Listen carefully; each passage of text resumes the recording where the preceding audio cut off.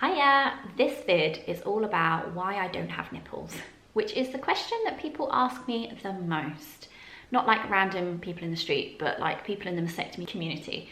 I was given an option, keep your nipples or lose your nipples, and I chose to lose them. So why the hell would anyone, if given a choice, want to lose their nipples?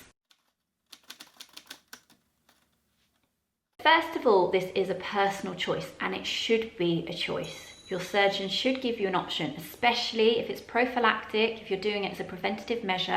A little bit different if you have cancers because other risks might be involved, but it should be your choice. I know a lot of people who were not given a choice about this, so do your research. In terms of research, I found some literature reviews and some things, lots of graphs and numbers, and it just didn't really make much sense to me. So I did my own research just for you guys. I asked Instagram, did you keep your nipples, yes or no? Had about 60 responses and it is nearly 50-50, so that's quite interesting. I know research says that in the last 15 years, keeping your nipples, nipple-sparing mastectomies has gone up by 200%. So it might be that we're moving more towards keeping your nipples, but I did not keep mine. So in this vlog, I'm going to talk about why that is. I'm going to have a look at other girls' reasons, other women's reasons about why they chose to or not to keep them. And I'm going to have a look at the options for the future, because the future is looking a little bit hopeful. Not for my nips, they're gone. So I'm first of all briefly going to explain a mastectomy. A mastectomy is the removal of boobies. Most of us these days, especially if it's preventative, will have something called a skin-sparing mastectomy. So everything's removed, all of the tissue, all of the fat, all of your milk ducts, everything, and then you'll either have tissue from other parts of your body or an implant put in under the skin. So I've kept my skin here with implants underneath. A nipple-sparing mastectomy is what it is. You get to keep your nipple at the same time. Way back when, it all used to be done at once, so the operation all at once, nipple gets lifted, implants or whatever gets put in, nipple gets put back on. We now have something called a nipple delay technique, which is where it's done 2-3 weeks before, and it's supposed to be better kind of for the blood flow once the nipple is replaced. So it's supposed to be less likely for your body to be rejecting the nipple, which is one of the risks I'm going to come back to. So that is a nipple-sparing mastectomy, and the techniques are getting better and better as the years go on. So that's really, really hopeful. The main pro of keeping your nipple, so the main benefit is about aesthetics. So it's about kind of looking natural, still looking a little bit like you, and that's the main thing that women have said across the world. It's about looking good, keeping something for yourself.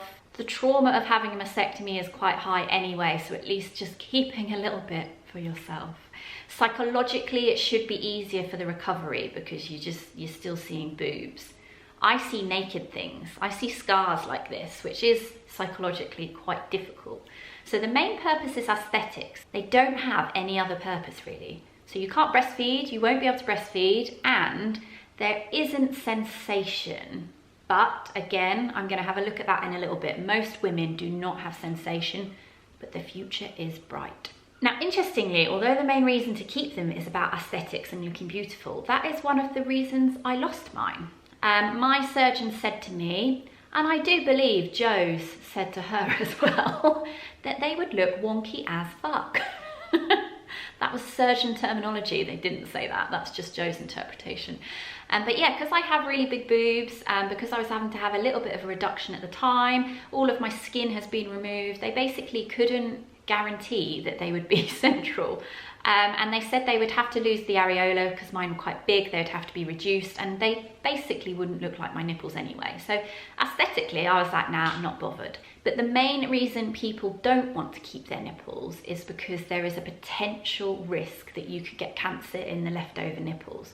What I found quite interesting about my research was that a lot of surgeons have said to their patients, oh, the risk is so small, don't worry about it. Whereas others have said, no way, I'm not going to risk that. If I'm going to go through this whole operation and have a mastectomy, don't want any risk left over. So I think there is a little bit of a discrepancy about what surgeons say to us about those risks. The risks are small.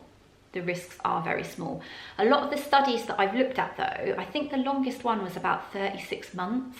So in terms of long-term risks, of cancer in the nipple. I'm not sure if we've got that evidence. BRCA, preventative mastectomies, is still relatively new in terms of medicine and operations. But the risk for me, yeah, I couldn't be bothered to think about it. I think all of us BRCA girls who have preventative mastectomies, none of us are risk takers, otherwise we wouldn't have had the operation. But this study that I've done divides people into the more riskiest takers and the less riskiest takers. Other potential risks is something called necrosis, which is tissue death. So there is a potential that your body would reject the nipples, that the blood flow wouldn't be fabulous, that's medical terminology, and that you could have tissue death. So some of the girls said to me, I didn't want to go through that, you know, then having to go back for another operation, it just wasn't worth it. Now, the things that increase the risk of necrosis is if you're a smoker, have diabetes, or if you have large, big, droopy boobs, which is what I had, double F, stage 3 ptosis, which means saggy. But again, that nipple delay technique is usually around whether somebody has bigger boobs. It's supposed to help those nipples take. In some cases, and some of the girls I've spoken to, they had to have a reduction or a boob lift before they had the nipple sparing mastectomy. And again, it's just thinking about how quickly you want this done, whether you just want it out your life, whether you've got a couple of years where you can have a few operations here and there. And then sadly, in some cases, people just didn't have choice. Now, that is completely fair enough. If you've got breast cancer and you've got a tumour close to your nipple, or there's a risk of it, you know, returning in the nipple, or it's spread around the skin, the doctors will say that, you know, it's not worth it. The risk is too high. But what I find sad is I've spoken to a lot of girls who've had the preventative mastectomy and they have not been told any of these risks. It's just either way, you're having it or you're not having the nipple sparing mastectomy. One of the girls I spoke to said that her surgeon did not tell her the risks of having wonky nipples, and she is really unhappy with the result. She wants them removed, and just feels like that is something that should have been explained to her. Now, a little bit of hope for the future. I mentioned earlier how keeping your nipples is a little bit pointless other than aesthetic. So you can't breastfeed with them and they have no sensation. Now, hopefully, I'm sure most of you have heard of Serafina, who is star-stricken on Instagram or Twitter, and she really advocates basically doing your research about what operations are available. And she had an operation where she was actually able to keep a lot of the nerve endings and sensation in her boobs, in her foobs, after her mastectomy. So I asked her about nipple sparing, which she had, and whether she had sensation, and she said she does have a little bit of sensation and probate in her nipples. So that's now, if you're watching this in 5 years' time, oh my God, who knows what could have happened. Medicine is always developing, so do your research, speak to other girls and women who've had operations, mastectomies, nipple sparing, losing their nipples, just talk around a little bit. The future for me, I am able to either get tattoos. The tattoos are so good. You can get 3D nipple tattoos and they're just like absolutely mind-blowing. They look so realistic. Or I can get prosthetics for special occasions. I haven't got them yet, but maybe I'll give it a go. So on a final note, pause for thought. My future, I can have some jelly nipples or some tattooed nipples. Aesthetically for me, it doesn't really bother me. I've kind of got used to not having them. You do get used to it. You kind of forget what nipples used to look like as well. So I am recently single and somebody has asked me to do some research on dating without nipples.